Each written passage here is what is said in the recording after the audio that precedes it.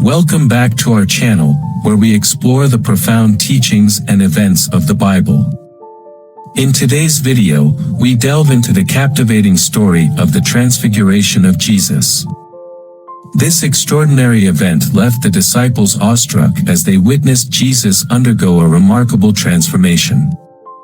But what truly captivates our attention is the presence of two revered figures from the past, Moses and Elijah. Join us as we uncover the significance behind this divine encounter and explore why Jesus needed to meet these long-dead prophets. So, let's dive in and unlock the mysteries of the Transfiguration, shall we? Why did Jesus need to meet Moses and Elijah, who were believed to be long dead? The Transfiguration of Jesus is an extraordinary event documented in the Scriptures, symbolizing the magnificent transformation of his human body. This profound occurrence took place after Jesus had revealed his true identity to his disciples. He took them to Caesarea Philippi, a city located around 25 miles north of the Sea of Galilee, where a temple honoring the Roman Emperor Caesar Augustus stood. It was at this significant location that Jesus asked his followers about people's perceptions of him, as recorded in Matthew 16 verses 13 to 50. Jesus inquired his disciples, "Who do people say the Son of Man is?" They shared various speculations among the people, with some believing Jesus to be the resurrected John the Baptist, others thinking he might be the prophet Elijah or Jeremiah, and some considering him to be one of the other revered prophets from the Old Testament. However, Jesus then asked his disciples a more personal and direct question, "But what about you? Who do you say I am?" Simon Peter confidently declared, "You are the Messiah, the Son of the living God," acknowledging Jesus' divine nature and messianic role as the long-awaited Savior and Son of God. In response to Peter's proclamation, Jesus commended him, stating that this revelation was not through human understanding but was revealed by God the Father. Jesus then proclaimed that upon this confession of faith, he would build his church, and the forces of Hades would not prevail against it. Matthew 16 verses 16 to 18.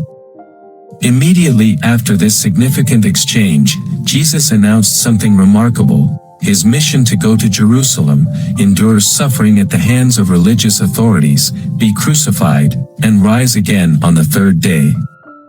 This revelation laid the foundation for the gospel message. 6 days later, Jesus took Peter, James, and John up a high mountain, where a momentous event occurred, the Transfiguration.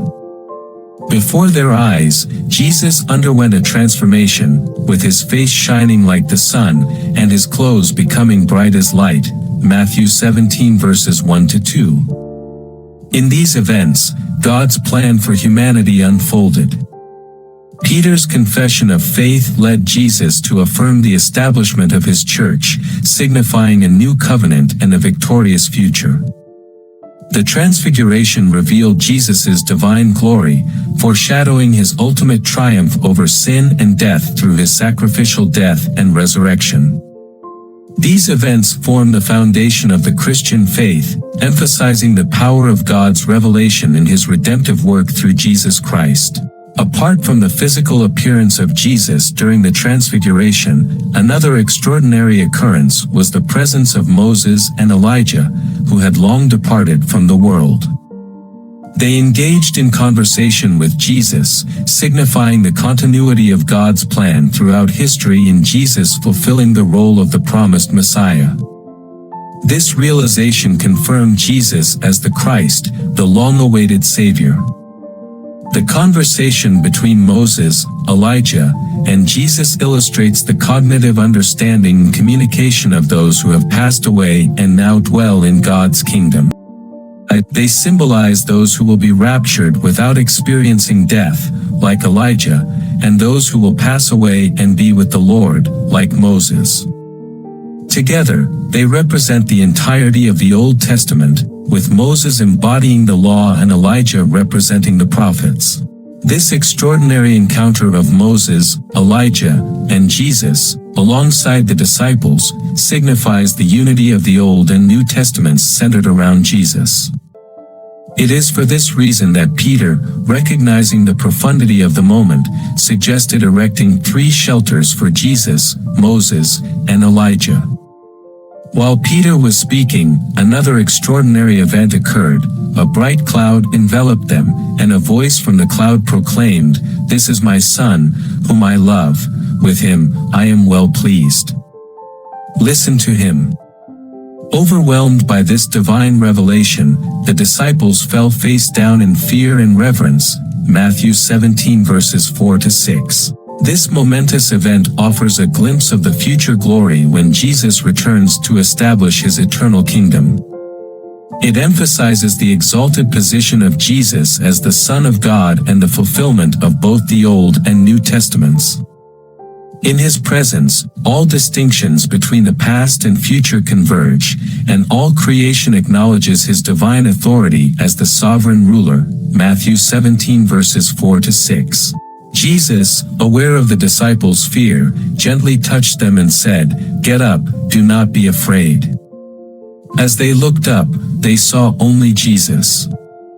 This significant encounter highlighted that Jesus is not just one among many faithful servants of God or a mere prophet. He surpasses them all, as the ministries of Moses and Elijah represented on the mountain ultimately pointed to Christ, who is the central focus of all Scripture. Upon descending the mountain, Jesus instructed the disciples not to share the vision with anyone until after his resurrection from the dead. He did this because he knew that if the crowds heard about it, they might misunderstand and try to make him an earthly king instead of comprehending his true mission as the risen king of the eternal kingdom. While they were on their way back from the Transfiguration, Jesus provided a significant revelation. The disciples, curious about the prophecy of Elijah's coming, asked Jesus why the teachers of the law said that Elijah must come first. Jesus clarified that Elijah had already come, but he was not recognized. The disciples understood that Jesus was referring to John the Baptist, who came in the spirit and power of Elijah, as foretold in the Gospel of Luke, Luke 1 verse 17.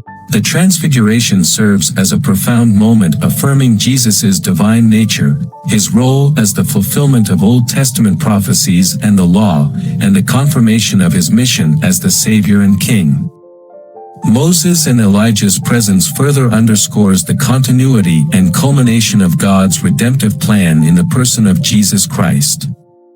The Transfiguration scene provides a glimpse of his coming kingdom and its fullness, fulfilling Jesus' earlier statement to his disciples that some of them would witness the Son of Man coming in his kingdom before experiencing death. Matthew 16 verse 28.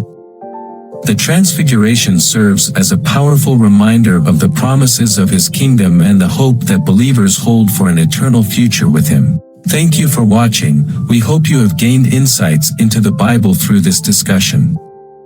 Please consider subscribing and clicking on the notification icon for future updates. Stay tuned for more episodes where we delve into critical issues found in the Bible.